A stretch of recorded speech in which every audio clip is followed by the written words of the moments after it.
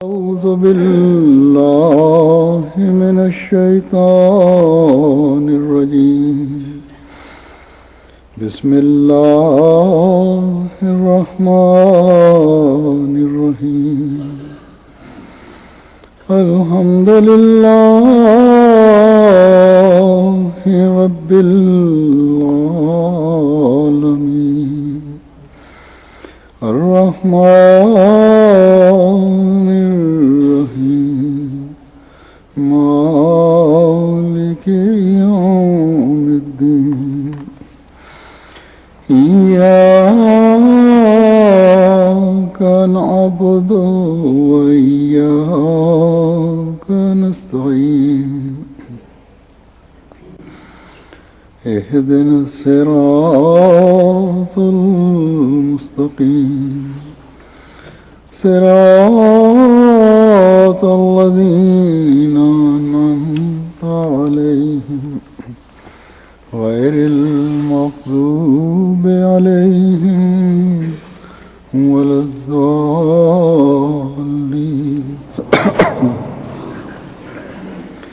الله لا إله إلا هو الحي القيوم لا تأخذه سنة ولا نوم له ما في السماوات وما في الأرض من ذا الذي يشفع عنده إلا بإذنه يعلم ما بين أيديهم وما خلفهم ولا يحيطون بشيء من علمه إلا بما شاء وسع كرسيه السماوات والأرض ولا يؤوده حفظهما وهو العلي العظيم. اس آیت کا ترجمہ ہے کہ اللہ اس کے سوا اور کوئی معبود نہیں، ہمیشہ زندہ رہنے والا اور قائم بالذات ہے. اسے نہ تو اونگ پکڑتی ہے اور نہ نیند. اسی کے لیے ہے جو آسمانوں میں ہے اور جو زمین میں ہے. کون ہے جو اس کے حضور شفاعت کرے مگر اس کے اذن کے ساتھ؟ وہ جانتا ہے جو ان کے سامنے ہے اور جو ان کے پیچھے ہے، اور وہ اس کے علم کا کچھ بھی احاطہ نہیں کر سکتے مگر جتنا وہ چاہے. اسی کی بادشاہت آسمانوں اور زمین پر ممتد ہے، اور ان دونوں کی حفاظت اسے تھکاتی نہیں، اور وہ بہت بلند شان اور بڑی عظمت والا ہے. یہ آیت جس کی میں نے تلاوت کی، جیسا کہ ہم جانتے ہیں اس کا نام آیت الکرسی ہے، آیت الکرسی کہلاتی ہے. ایک حدیث میں آتا ہے جو حضرت ابو ہریرہ رضی اللہ تعالیٰ عنہ سے مروی ہے کہ حضرت صلی اللہ علیہ وسلم نے فرمایا کہ ہر چیز کا ایک چوٹی کا حصہ ہوتا ہے، اور قرآن کریم کی چوٹی کا حصہ سورۃ البقرہ ہے، اور اس میں ایک ایسی آیت ہے جو قرآن کریم کی سب آیات کی سردار ہے، اور وہ آیت الکرسی ہے. اسی طرح یہ بھی روایت میں آتا ہے کہ حضرت صلی اللہ علیہ وسلم نے فرمایا کہ جو شخص سورہ بقرہ کی 10 آیات پڑھ کر سوئے صبح تک اس کے گھر میں شیطان نہیں آتا. ان آیات میں سے ایک آیت آیت الکرسی ہے. حضرت صلی اللہ علیہ وسلم کا یہ فرمانا صرف اسی حد تک نہیں ہے کہ ایک پڑھ لی اور سو گئے. اس کا مطلب یہ ہے کہ اس آیت کو اور ان آیات کو غور سے پڑھا جائے، ان پر غور کیا جائے، ان کے معنی پر غور کیا جائے، پھر انسان اپنا جائزہ لے اور دیکھے کس حد تک ان پر عمل کرتا ہے، کس حد تک اس میں پاک تبدیلیاں ہیں، اور جائزہ لینے کے بعد جو بھی صورتحال سامنے آئے یہ عہد کرے کہ آئندہ سے یہ پاک تبدیلیاں میں اپنے اندر پیدا کروں گا۔ پھر یہ چیز ہے جو شیطان سے دور کرتی ہے۔ جن 10 آیتوں کا ذکر کیا گیا ہے ان میں سے پہلی 4 آیات جو ہیں وہ سورہ بقرہ کی پہلی 4 ان میں سے 4 آیات سورہ بقرہ کی پہلی 4 آیات ہیں، جن میں ایک مومن کی پاکیزہ عملی زندگی کا نقشہ کھینچا ہے، اور جیسا کہ میں نے کہا ایک آیت الکرسی ہے اور اس کے ساتھ کی 2 آیات ہیں جس میں صفات باری کا نقشہ کھینچا گیا ہے۔ پھر سورہ بقرہ کی آخری 3 آیات ہیں جن میں سے آخری آیت کی وضاحت میں نے گزشتہ جمعے میں حضرت مسیح موعود علیہ الصلوۃ والسلام کی تفسیر کی روشنی میں کی تھی۔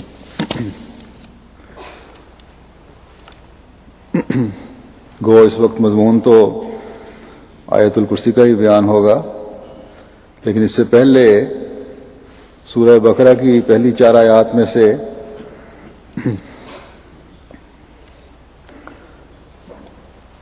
الف لام میم ذالک الکتاب لا ریب فیہ ھدی للمتقین کے بارے میں حضرت مسیح موعود علیہ الصلوۃ والسلام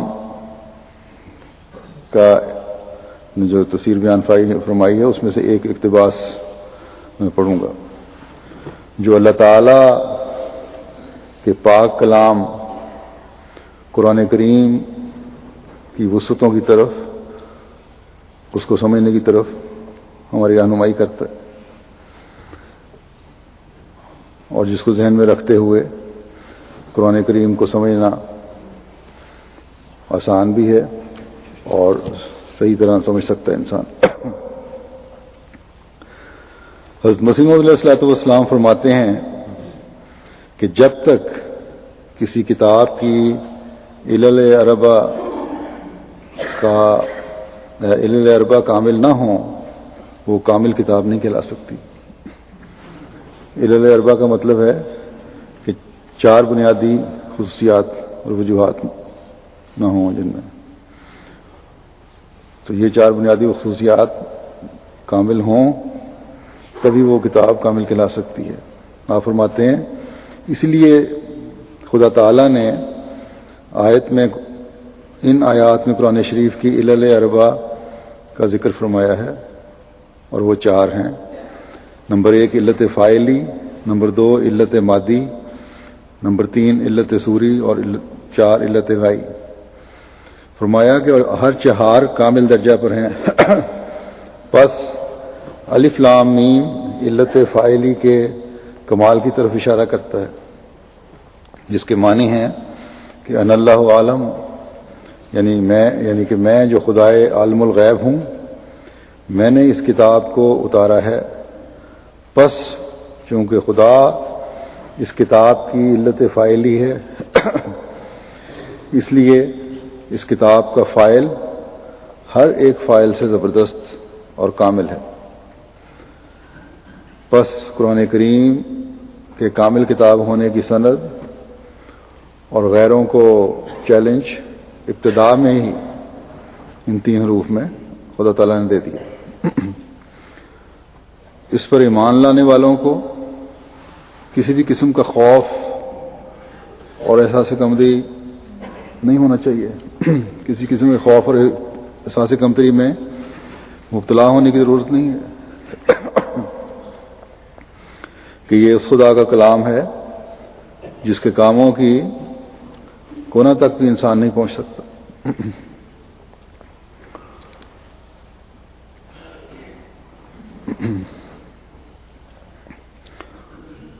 اور کھلا چیلنج ہے کہ قرآن کریم کی ایک سورج جیسی بھی سورت تمام مددگاروں کے سمیت اپنے ساتھ ملا لو مددگاروں کو لے کے آؤ تو نہیں لا سکتے.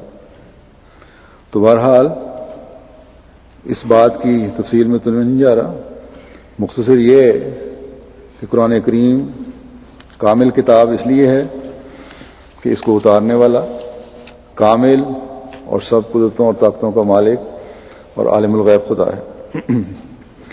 دوسری بات یہ فرمائی کہ علت مادی کی طرف اشارہ کرتا ہے یہ فکرہ کہ ذالک الکتاب، یعنی یہ وہ کتاب ہے جس نے خدا کے علم سے خلت وجود پہنا ہے، اور اس میں کوئی شک نہیں کہ خدا تعالیٰ کا علم تمام علوم سے کامل تر ہے.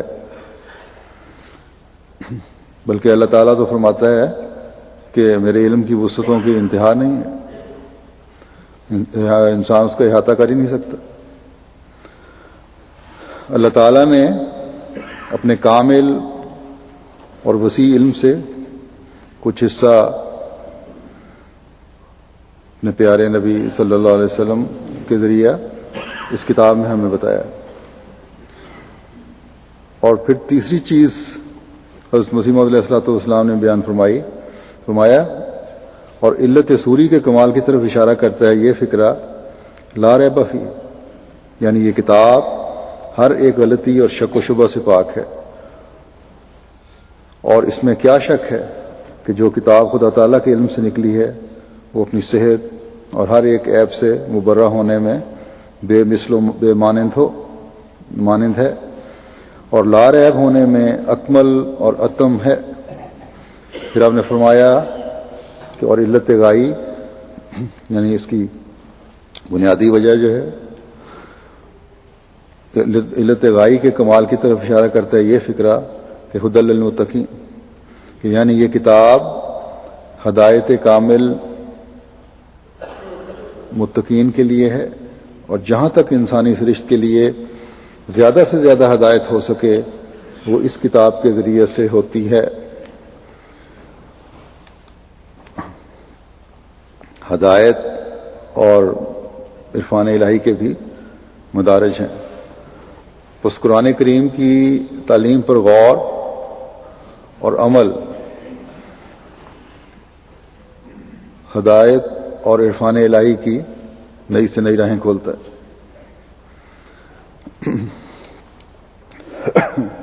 یہ چار باتیں ہیں قرآن پڑھتے وقت اگر ہمارے سامنے ہوں اور ان پر ایمان اور یقین ہو تو قرآن کریم کو سمجھنے اور اس کا صحیح ادراک حاصل کرنے کی طرف رہنمائی ملتی ہے. اب میں آیت الکرسی کی کچھ وضاحت کروں گا.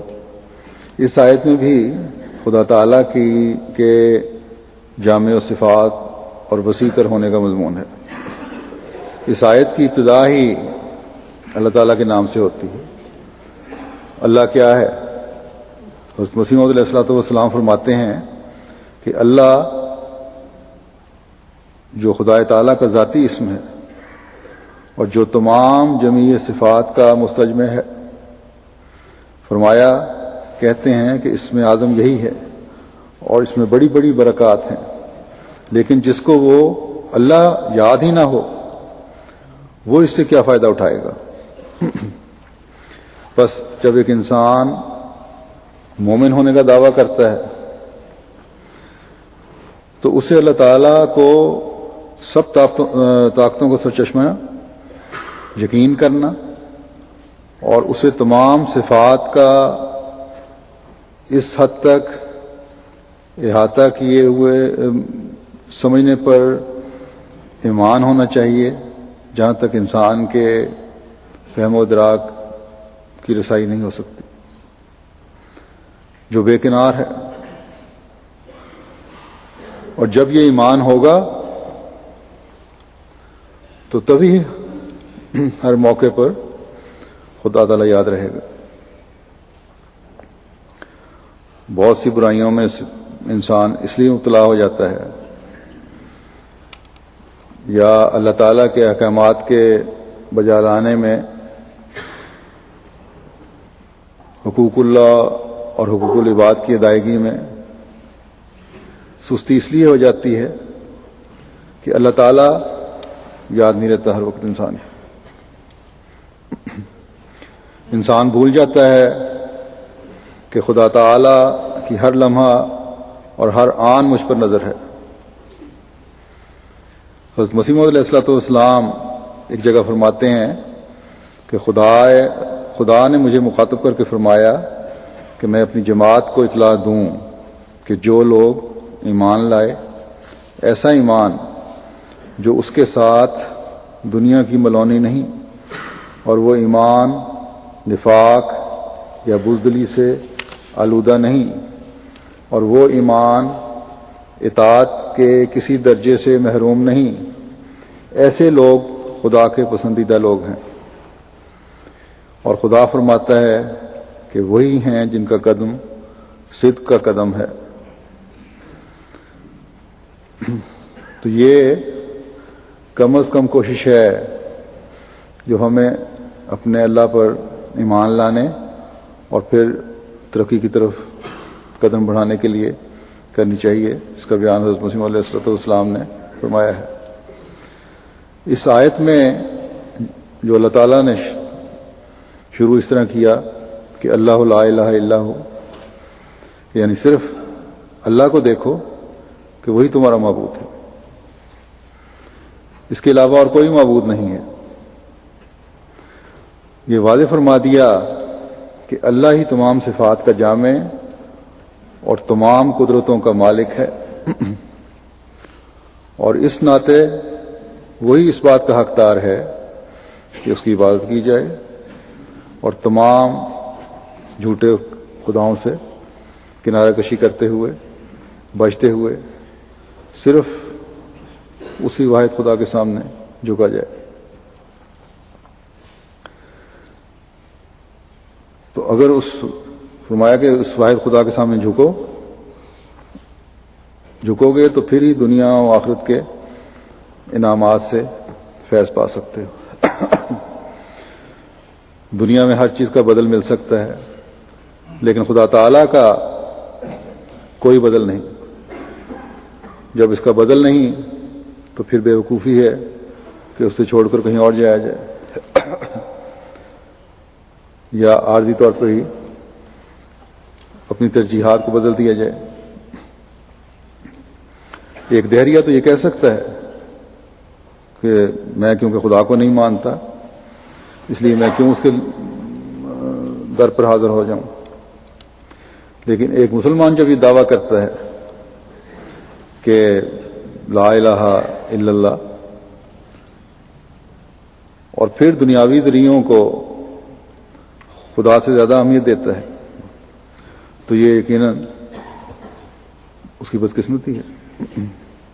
اس بارے میں حضرت مسیح موعود علیہ الصلوۃ والسلام فرماتے ہیں کہ وہ خدا جو لا شریک ہے، جس کے سوا کوئی بھی پرستش اور فرمانبرداری کے لائق نہیں، یہ اس لیے فرمایا کہ اگر وہ لا شریک نہ ہو تو شاید اس کی طاقت ہر دشمن کی طاقت پر دشمن کی طاقت غالب آ جائے۔ اس صورت میں خدائی معرض خطرے میں رہے گی، اللہ تعالیٰ کا مقام اور اس کی قدرتیں خطرے میں پڑ جائیں گی۔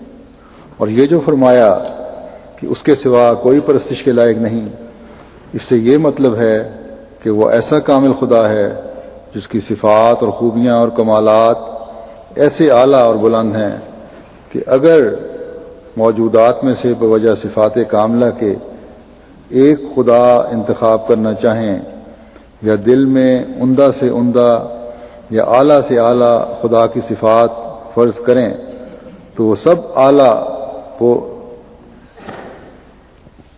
وہ سب اعلیٰ جس سے بڑھ کر کوئی اعلیٰ نہیں ہو سکتا، تو وہ سب سے اعلیٰ ہے جس سے بڑھ کر کوئی اعلیٰ نہیں ہو سکتا۔ وہی خدا ہے جس کی پرستش میں ادنا کو شریک کرنا ظلم ہے۔ بس ایک مومن کے دل میں خوف خدا پیدا ہوتا ہے جب وہ حضرت مسیح موعود علیہ الصلوۃ والسلام کے اس فکرے کو سامنے رکھتے ہوئے کہ وہی خدا ہے جس کی پرستش میں ادنا کو شریک کرنا ظلم ہے، اپنے نفس کا جائزہ لیتا ہے۔ کئی باتیں ہمارے سامنے آتی ہیں، ہمارے سے روزانہ ہو جاتی ہیں، جس میں ہم لاشعوری طور پر بہت سی چیزوں کو خدا تعالیٰ کا شریک بنا کر اپنے آپ پر ظلم کر رہے ہوتے ہیں۔ بھول جاتے ہیں کہ اللہ تعالیٰ ہی ہمارا رب ہے، اور اس کی ربوبیت زمین و آسمان پر پھیلی ہوئی ہے۔ اللہ ہماری ایسی حالتوں کو اپنی مغفرت اور رحم کی صفات سے ڈھانپ لے۔ لا الہ الا انت سبحانک انی کنت من الظالمین، کہ تیرے سوا کوئی معبود نہیں، تو پاک ہے، میں یقیناً ظالموں میں سے ہوں۔ بس اللہ لا الہ الا ہو کی طرف صحیح رہنمائی کی طرف جانے کے لیے، اس کی صحیح رہنمائی حاصل کرنے کے لیے لا الہ الا انت سبحانک انی کنت من الظالمین کی دعا بھی بڑی اہم دعا ہے جو پڑھتے رہنا چاہیے۔ پھر اللہ تعالیٰ یہ فرمانے کے بعد کہ اللہ ہی تمہارا معبود ہے اور حقیقی معبود ہے، فرمایا الحی القیوم، یعنی ہمیشہ زندہ رہنے والا ہے اور اپنی ذات میں قائم ہے۔ اور الحی ہونے کی وجہ سے صرف خود ہی ہمیشہ زندہ نہیں رہتا، بلکہ تمام جانداروں کو زندگی بخشنے والا ہے۔ اور القیوم ہے، صرف خود ہی قائم نہیں ہے بلکہ کائنات کی ہر چیز کو قائم رکھنے والا ہے۔ حضرت مسیح موعود علیہ الصلوۃ والسلام ایک جگہ فرماتے ہیں، اس آیت کے لفظی معنی یہ ہیں کہ زندہ خدا وہی خدا ہے اور قائم بالذات وہی خدا ہے۔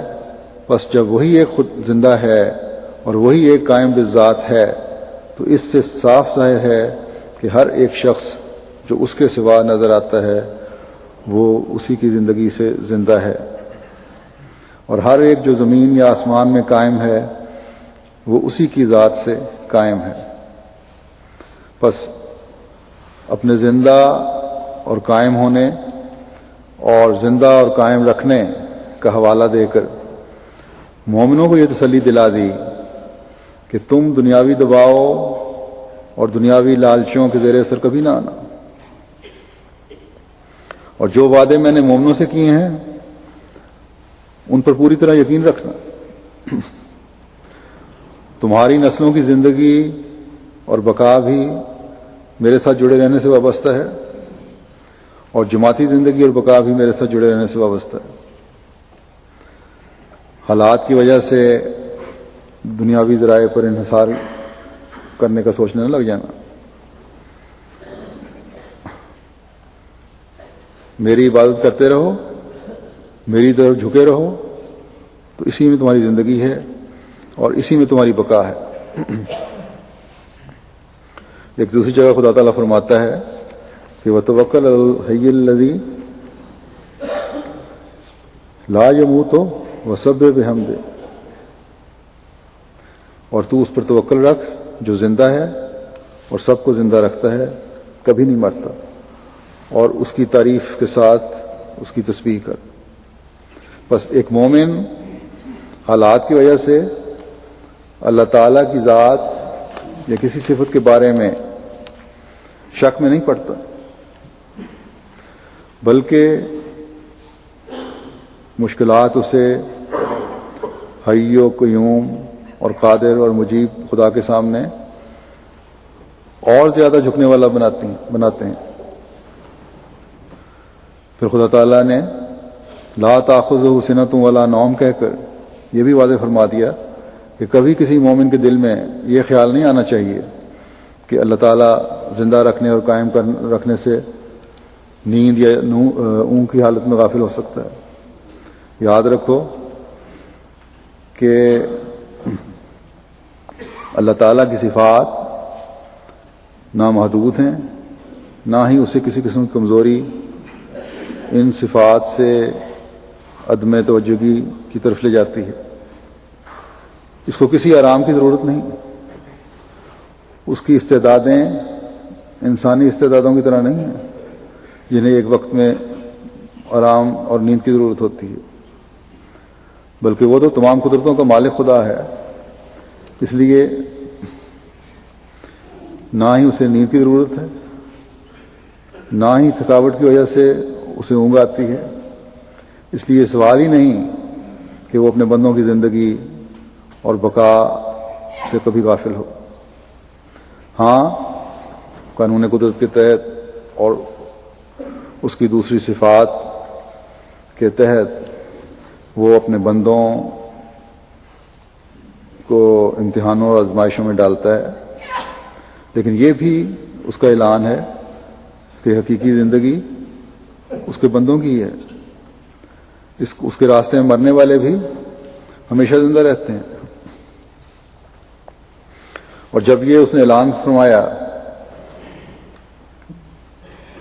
کہ میرے نبی کی جماعت ہی زندہ اور غالب رہنے والی ہے، تو اس بات کو بھی پورا کر کے دکھایا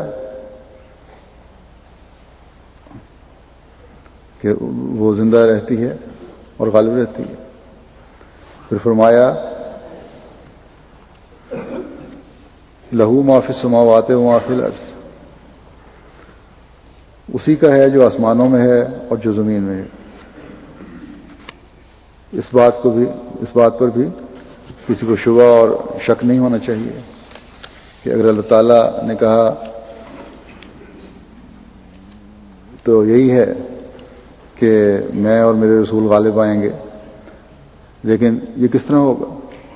کیونکہ اگر دنیاوی لحاظ سے دیکھا جائے اور وسائل کو پیش نظر رکھا جائے تو یہ غلبہ مشکل نظر آتا ہے، یہ بڑی دور کی بات نظر آتی ہے۔ لیکن جب حضرت صلی اللہ علیہ وسلم کو خدا تعالیٰ نے قرآن کریم میں فرمایا کہ کتب اللہ لأغلبن انا ورسلی، تو باوجود نامساعد حالات کے اسے سچ کر دکھایا۔ اسی طرح جب حضرت مسیح موعود علیہ السلام سے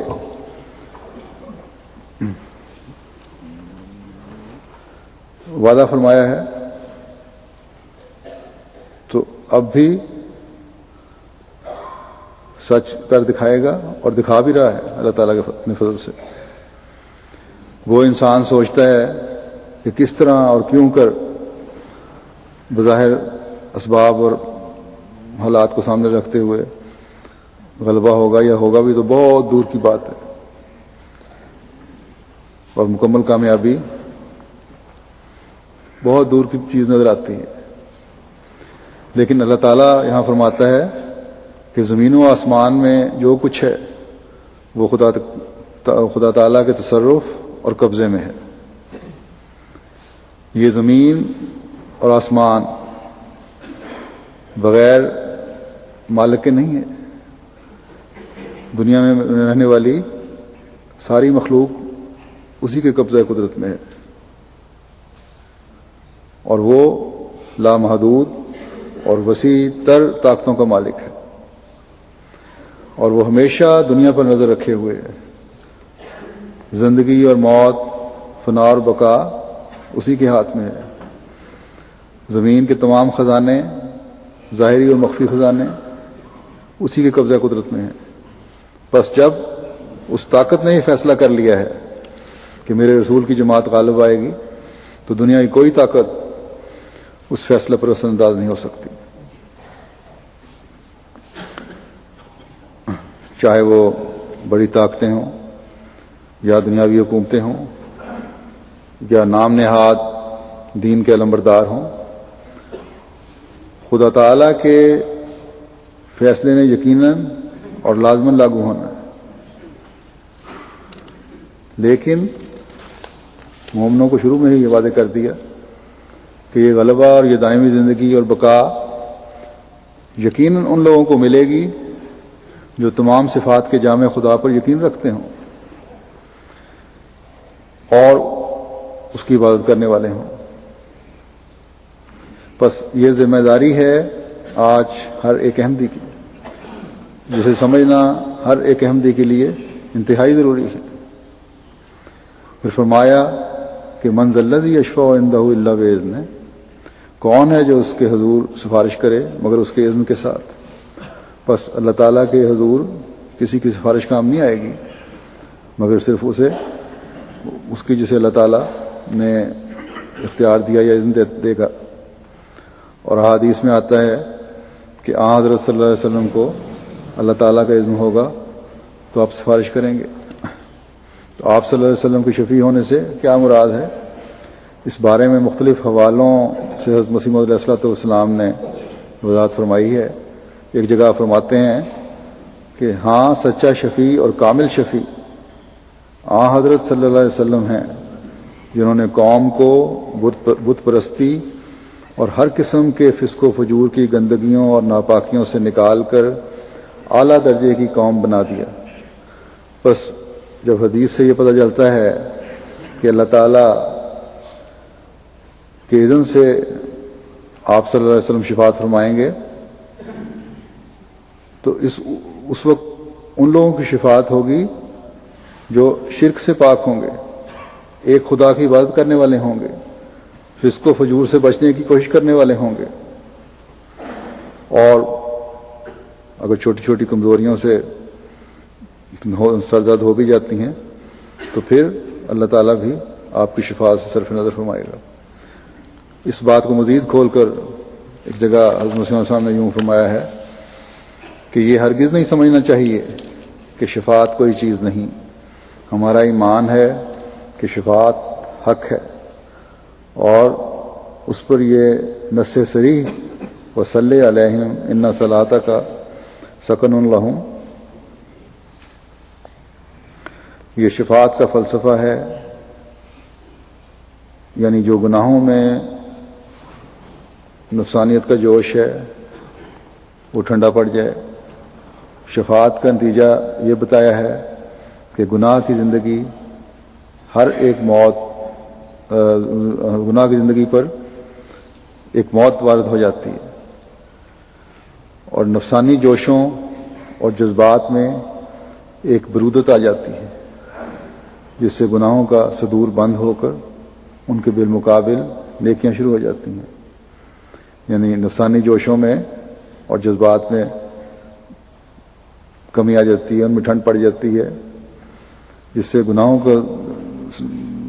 کا صادر ہونا یا عمل ہونا کم ہو جاتا ہے اور نیکیاں اس کے مقابلے میں شروع ہو جاتی ہیں۔ بس شفاعت کے مسئلے نے اعمال کو بیکار نہیں کیا بلکہ اعمال حسنہ کی تحریک کی ہے۔ آپ فرماتے ہیں پس شفاعت کے مسئلے نے اعمال کو بیکار نہیں کیا بلکہ اعمال حسنہ کی تحریک کی ہے۔ بس حضرت صلی اللہ علیہ وسلم کی شفاعت اس دنیا میں ہی شروع ہو گئی تھی، اور یہ مشروط ہے نیک اعمال کے ساتھ۔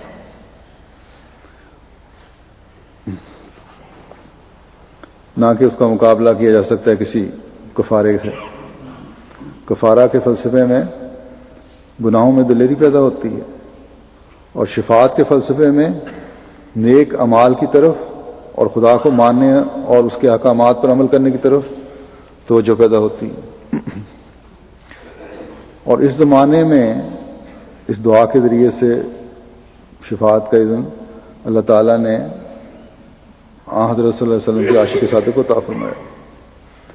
آپ فرماتے ہیں حضرت مسیح علیہ السلام ایک جگہ کہ میری جماعت کے اکثر معزز خوب جانتے ہیں کہ میری شفاعت سے بعض مصائب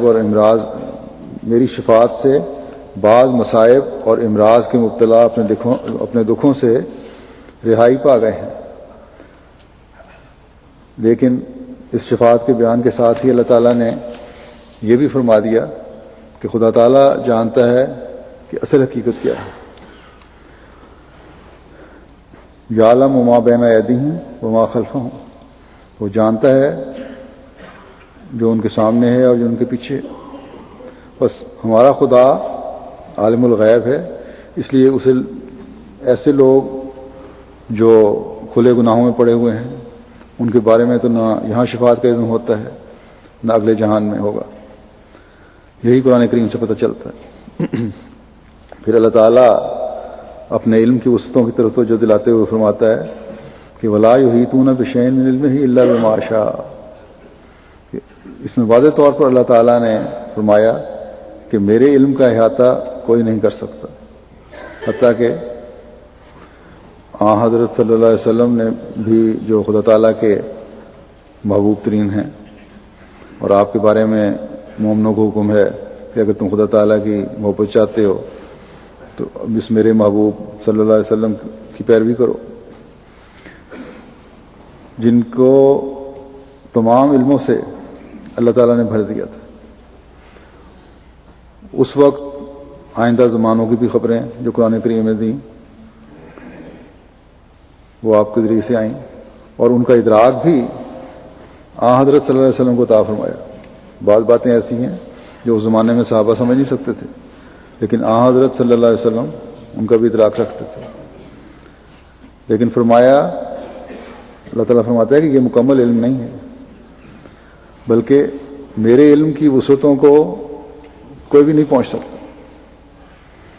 اسی طرح اللہ تعالیٰ تلاش کرنے والوں کو چاہے روحانی مدارج اور علوم کی تلاش میں کوئی ہو یا دنیاوی علوم کی تلاش میں کوئی ہو، نئے راستے دکھاتا ہے، نئی منزلیں دکھاتا ہے، اور جب وہاں انسان پہنچتا ہے تو پھر مزید راستے نظر آتے ہیں. سائنس کی ترقی بھی اس بات کی دلیل ہے کہ خدا تعالیٰ نئے سے نئے راستے ان جستجو کرنے والوں کو دکھاتا ہے، اور کائنات کی وسعتوں کا تو شمار ہی نہیں ہے. اسی طرح روحانی مدارج ہیں، اور اس کے لامحدود ہے اللہ تعالیٰ کا علم جو کوئی احاطہ نہیں کر سکتا.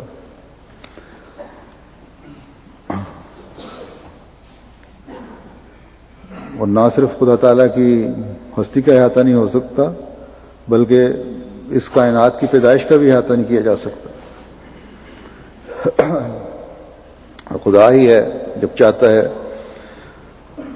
کچھ راز جو ہیں انسانوں پر ظاہر فرما دیتا ہے یا کچھ علم دے دیتا ہے، اور یہ بات پھر انسان کو اللہ تعالیٰ کی طرف پھیرنے والا بنانے والی ہونی چاہیے، جو تمام صفات کا جامع اور لامحدود ہے.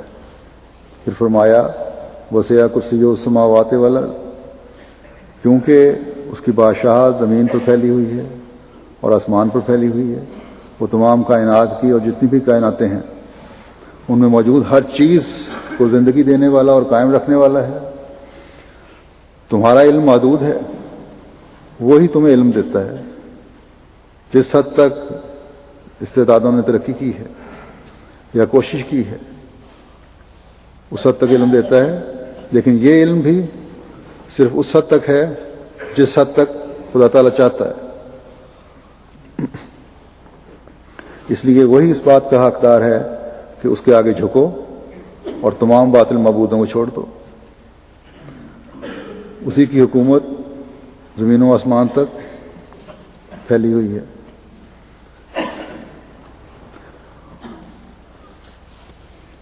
اور نہ صرف پھیلی ہوئی ہے بلکہ اس نے اس کی حفاظت بھی اپنے ذمہ لی ہوئی ہے، اور اس سے وہ تھکتا بھی نہیں. ہر چیز پر اس کی نظر ہے، اور یہ ایسا وسیع اور جامع نظام ہے کہ اس کی احاطہ انسان کے لیے ممکن نہیں ہے. اس لیے اللہ تعالیٰ نے فرمایا کہ تم نظر دوڑاؤ کہ شاید کوئی نقص تلاش کر سکو اللہ تعالیٰ کی پیدائش میں، لیکن ناکام ہو گئے. تو نظر واپس آ جائے گی، پھر نظر دوڑاؤ، پھر وہ تھکی ہوئی واپس آ جائے گی. لیکن خدا تعالیٰ وہ ذات ہے جو اس نظام کو چلا رہا ہے اور عدل سے چلا رہا ہے، اور بغیر کسی اونگ اور نیند کے اور بغیر کسی تھکاوٹ کے اسے چلا رہا ہے. بس کیا یہ باتیں تمہیں اس طرح توجہ نہیں دلاتی کہ اس وسعتوں والے خدا کے سامنے اپنی گردنیں جھکا دو اور سرکشی میں نہ بڑھو؟ اور آخر میں فرمایا کہ وہ العلی العظیم، کہ وہ بلند شان والا اور عظمت والا ہے۔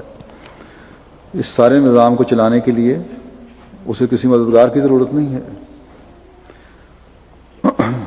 بس یہ خدا ہے جو اسلام کا خدا ہے، تمام صفات کا مالک اور جامع ہے، اور یقیناً وہ اس بات کا حقدار ہے کہ اس کی عبادت کی جائے۔ اللہ تعالی ہمیں وہ فہم و ادراک عطا فرمائے جس سے ہم اپنے اللہ کی پہچان کرتے ہوئے ہمیشہ اس کے سامنے جھکے رہنے والے، اس کی عبادت کرنے والے رہیں، اور اسے تمام صفات کا جامع سمجھتے ہوئے اس کی صفات کے کمال سے فیض اٹھانے والے بنے رہیں۔ اس وقت میں بعد میں جمعے کے بعد نماز کے جنازے بھی پڑھاؤں گا، اور یہ افسوسناک کچھ خبریں ہیں۔ پہلا جنازہ جو ہے ہوگا وہ تو مکرم میاں لائق احمد طارق صاحب ابن مکرم یعقوب احمد صاحب فیصل آباد کا ہے، جن کو 28 مئی کو شرپسندوں نے اپنی دکان سے گھر آتے ہوئے شہید کر دیا تھا۔ انا للہ و انا الیہ راجعون۔ ان کے ماتھے اور پیٹ پر گولیاں لگیں، رات کو ہسپتال میں لے کے گئے لیکن بہرحال جانبر نہیں ہو سکے اور شہادت کا رتبہ پایا۔ ان کی عمر 54 سال تھی۔ یہ اپنے گھر کے سامنے ہی آ رہے تھے، بیٹا ان کا پہلے گھر میں آ گیا موٹر سائیکل پر، اس نے دیکھا 2-3 آدمی کار پہ کھڑے ہیں گھر کے سامنے، تو اس کو دیکھ کے بیٹے نے فون کرنے کی کوشش کی، لیکن جب یہ پیچھے کار میں آ رہے تھے جلدی پہنچ گئے، اور ایک جگہ سپیڈ بریکر کے پاس جب کار ہلکی کی تو وہیں ان بدبختوں نے فائر کیا، جو ماتھے پہ گولی لگی، اور پھر قریب جا کے اور فائر کیے۔ تو بہرحال اللہ تعالیٰ شہید کے درجات بلند فرمائے، اور ان کے لواحقین کو بھی صبر جمیل عطا فرمائے۔ آپ موسی تھے، اور آپ کے والد کے پردادا بھی حضرت فضل اللہ صاحب حضرت مسیح علیہ الصلوۃ والسلام کے صحابی تھے، جماعت کی خدمات کرتے تھے، مختلف عہدوں پر خدمات کا موقع ملا، بڑے محبت کرنے والے تھے۔ آپ کی عثمان میں آپ کی والدہ ہیں، بوڑھی ہیں 78 سال کی، اور اہلیہ کے علاوہ 3 بیٹے اور 2 بیٹیاں ہیں، 3 بیٹیاں اور 2 بیٹے۔ آپ کے ایک بھائی یہاں رہتے ہیں، انہوں نے مجھے بتایا کہ ان کی وفات کا سن کے جب انہوں نے والدہ کو فون کیا تو یہ تو اپنے جذبات پر کنٹرول نہیں رکھ رہے تھے، لیکن والدہ نے ان کو تسلی دلائی کہ تم جذباتی ہونے کی کیا ضرورت ہے، مجھے تو بڑا فخر ہے کہ میں شہید کی ماں بن گئی ہوں۔ تو یہ مائیں ہیں جو حضرت مسیح علیہ الصلوۃ والسلام کی بیعت میں آ کر جن کے نمونے ہمیں نظر آتے ہیں، جو قرون اولیٰ میں نظر آتے تھے۔ دوسرا جنازہ ہے غلام مصطفیٰ صاحب، اسسٹنٹ سب انسپکٹر پولیس کا، جن کی عمر بھی 49 سال تھی، اور پچھلے دنوں میں جو لاہور میں بم دھماکہ ہوا ہے جس بلڈنگ میں، وہاں ان کی بھی شہادت ہوئی۔ اس میں ایک جنازہ ہے ممتاز بیگم صاحبہ کا، اہلیہ مکرم نثار احمد صاحب آف چنئی انڈیا کا۔ یہ 30 مئی کو وفات پا گئی تھیں، اور ایک چھوٹی بچی ہے ان کی 8 سالہ، بیمار ہوئیں۔ یہاں جماعت کی مخالفت بڑے زوروں پر ہے اس جگہ بھی، ہندوستان میں سینٹ تھامس ماؤنٹ میں مسلمانوں کا ایک عام قبرستان ہے۔ یہ گزشتہ 30 سال سے احمدی وہاں جنازوں کی تدفین کر رہے تھے اپنے بھی۔ تو جب مرحومہ کی تدفین کے لیے وہاں گئے تو اچانک ادھر گرد سے مسلمان مولوی اکٹھے ہو گئے، اور انہوں نے کہا یہ مسلمانوں کا قبرستان ہے، یہاں ہم اس کو تدفین نہیں کرنے دیں گے۔ اور خیر یہ تدفین تو ہو گئی، احمدی واپس آ گئے، تو کچھ دیر کے بعد مزید لوگ اکٹھے ہو کے وہاں گئے اور انہوں نے قبر کھود کر نعش کو باہر نکال کے رکھ دیا، اور پولیس وہاں موجود رہی کہ ہم تو کچھ کر نہیں سکتے تھے مولویوں کے آگے۔ ہر جگہ اسلام کے نام کو بدنام کرنے میں ان مولویوں نے جو دین کے علم کے علمبردار بنے پھرتے ہیں، صف اول کے ان لوگوں میں شامل ہیں، اس لیے ان کے بارے میں علماء سوء کا لفظ استعمال کیا جاتا ہے۔ تو بہرحال دوبارہ پھر پولیس نے دوسرے قبرستان میں ان کو دفنا دیا۔ ان کا بھی جنازہ پڑھاؤں گا۔ پھر ایک جنازہ ہے مبارکہ بیگم صاحبہ اہلیہ مکرم چودھری بشیر احمد صاحب مرحوم کھاریاں کا۔ یہ ہمارے مبلغ چودھری منیر احمد صاحب جو امریکہ میں MTA کا ارتھ اسٹیشن چلاتے ہیں، ان کی والدہ ہیں، اور ان کی گزشتہ دنوں وفات ہوئی ہے۔ ان کے خاوند بھی مرچنٹ نیوی میں تھے اور سفر کرتے تھے نیوی کے ساتھ، نیوی میں جب جہاز میں جہاں بھی جاتے تھے احمدیت کی تبلیغ بہت شوق سے کیا کرتے تھے، بلکہ لٹریچر ان کا رکھا ہوتا تھا، جماعت کا بے تحاشا، اور کئی جگہ انہوں نے جماعتیں بھی قائم کی۔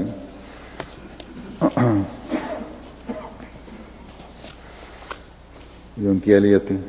چوتھا جنازہ جعفر احمد خان کا ہے، جو نواب عباس احمد خان صاحب مرحوم کے بیٹے تھے۔ یہ جسمانی لحاظ سے تو معذور تھے، لیکن دماغی لحاظ سے بڑے ایکٹیو تھے، موسی بھی تھے، اور میرے پھوپھی زاد تھے، صاحبزادی امت الحفیظ بیگم صاحبہ کے پوتے اور تائزہ مرزا شریف احمد صاحب کے نواسے۔ اللہ تعالیٰ ان کا بھی مغفرت کا سلوک فرمائے، ان سب مرحومین سے ان کے درجات بلند فرمائے، اور ان کے لواحقین کو صبر عطا فرمائے۔ ابھی نماز جمعہ کے بعد نماز جنازہ غائب ادا کی جائیں گی۔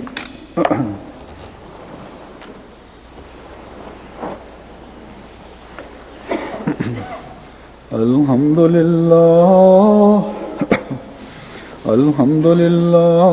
نحمدہ ونستعینہ ونستغفرہ ونؤمن بہ ونتوکل علیہ ونعوذ باللہ من شرور انفسنا ومن سیئات اعمالنا من یهدہ اللہ فلا مضل لہ ومن يضلله فلا هادي له